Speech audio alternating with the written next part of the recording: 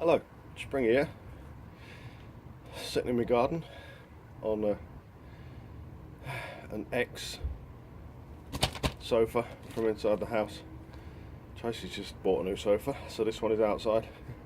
I've wrapped it up so that it didn't weigh 4 tonne when I take it to the skip.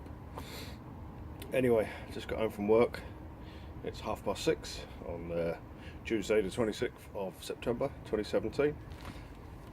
Took Christine, the escort, in for its MOT today.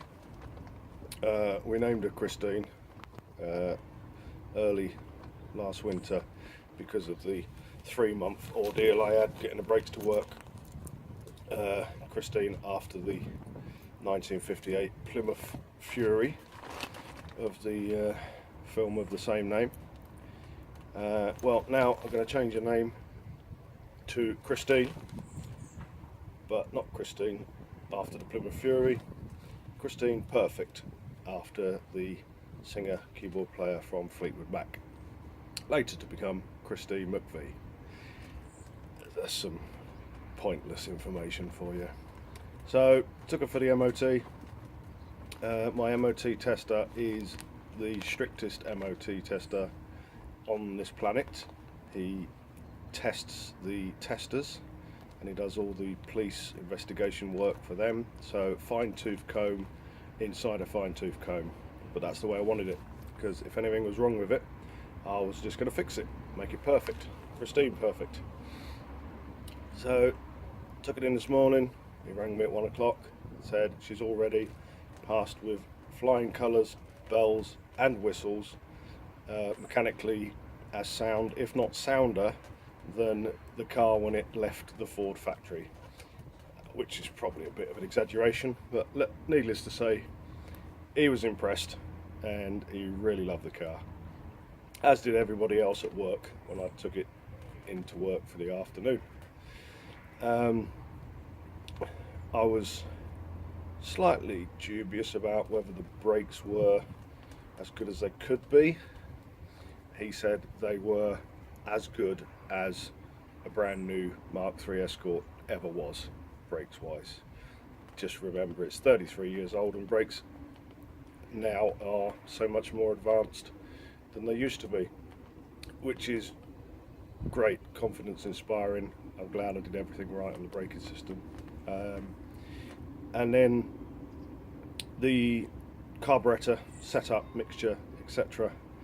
I'd done that just by sight, sound and smell, and a bit of help from a colour tune, which didn't really work on this for some reason. I'd set it up with the K&N chrome small filter so that I could get to all the adjustments, and she was running brilliantly, really smoothly all the time throughout all of the rev range, all speeds.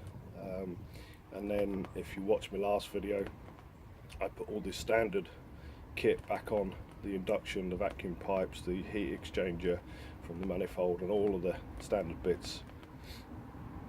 Excuse me.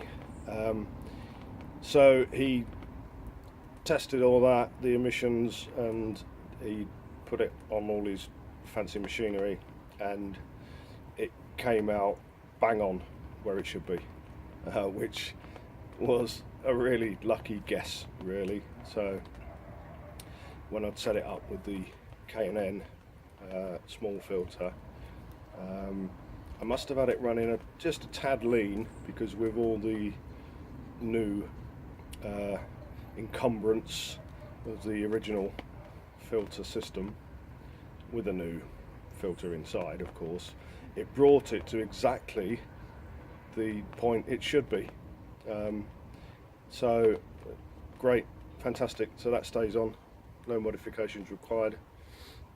So all in all, really happy. It's confirmed that everything I've done to it has been up to spec.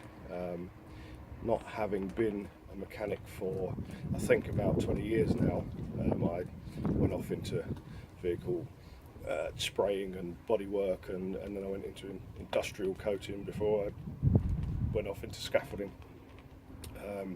So it's been 20 years since I've actually officially been a proper qualified mechanic, and things were a lot different 20 years ago, which actually is good because this car is 33 years old, so I'm not sure where I'm going with that conversation. Anyhow, spot on. He was really chuffed. Everyone at work was gathered round it like bees round honey. So I'm really very, very proud. So that's all good for another year.